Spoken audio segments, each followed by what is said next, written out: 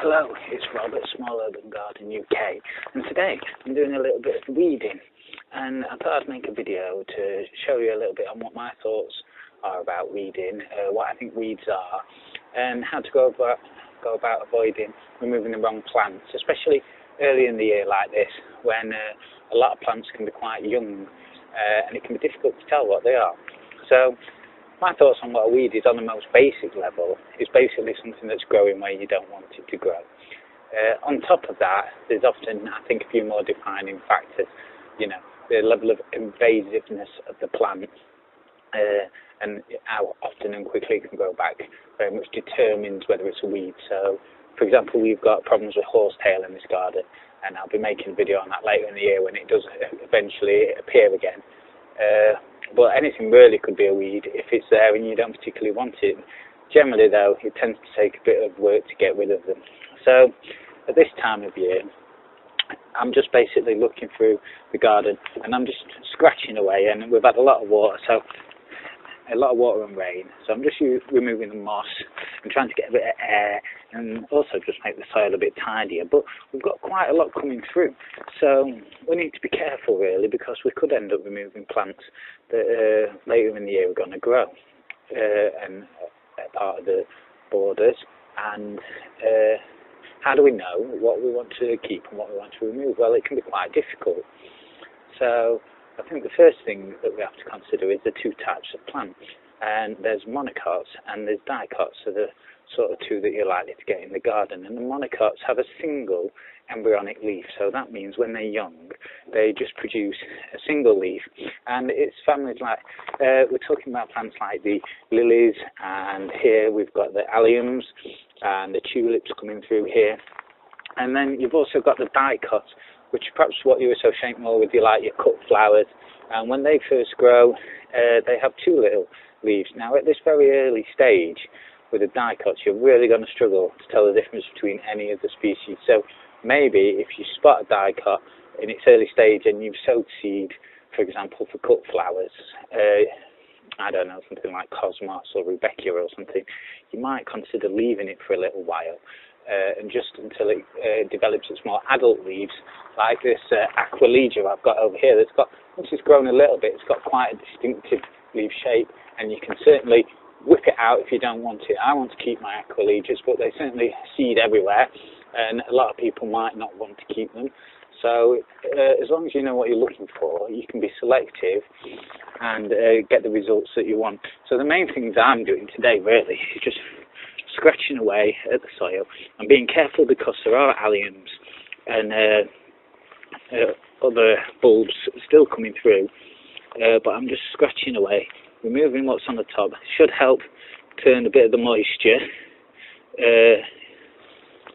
See, we've got a nice something growing there. That could be just a bit of horsetail. I'm going to have that out. Yes, that's definitely a horsetail root. So we'll be dealing with that soon.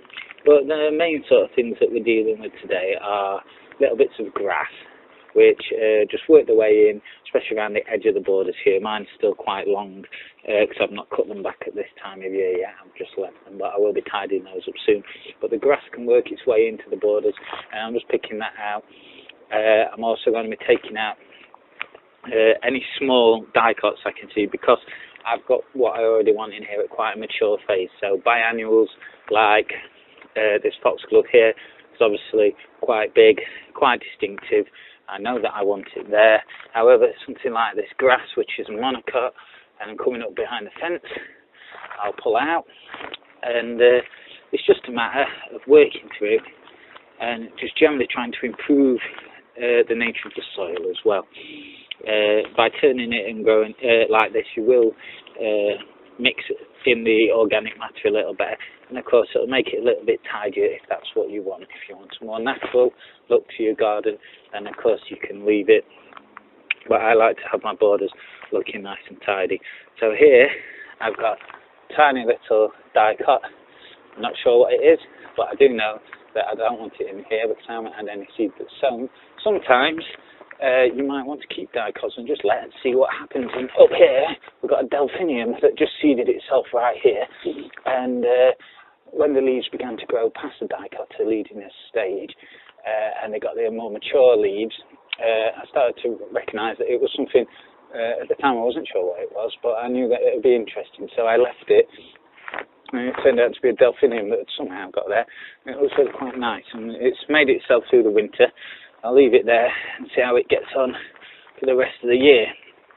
So of course, a lot of people don't like weeding, and it can be time which restricts you, and that can be why a lot of people end up with weeds. But I don't really believe that there isn't a weed that can't be controlled just by constantly working away at it, pulling it up, for example, like horsetail, or maybe something like knotweed, which you need to dispose of carefully, can be controlled. If you're coming out on a daily basis, just whipping it up and taking it away, you can control your weeds reasonably easily. It's nice to make an early start, because then you will always be one step ahead, or maybe just one step slightly behind, depending on how you look at it. But by just keeping going and tidying away gently, you can keep your borders nice and tidy. Here we are, look, there's something, another dicot that I don't want. It's growing quite close to the ground. But here, we've got some and they look similar to grass, but these are monocots coming through here, and I think these are some alliums that I planted early in the year. I put about 40 alliums around the garden, and they're just gently starting to come through now, and they could be easily mistaken for grass at this stage at least, and that is what you want to avoid, accidentally pulling up or killing. So actually, if you're not too sure, just wait a bit and be aware and learn what's around. You don't have to know every species, but if you know you've got something coming up, or should be coming up, and it's from seed, then you might want to wait a little bit till it's a little bit more mature. Or if you've got your bulbs coming out, you definitely want to watch out with those. But I do think that now's the time to be getting out, tidying up, ready for the season ahead. See you later. Take care.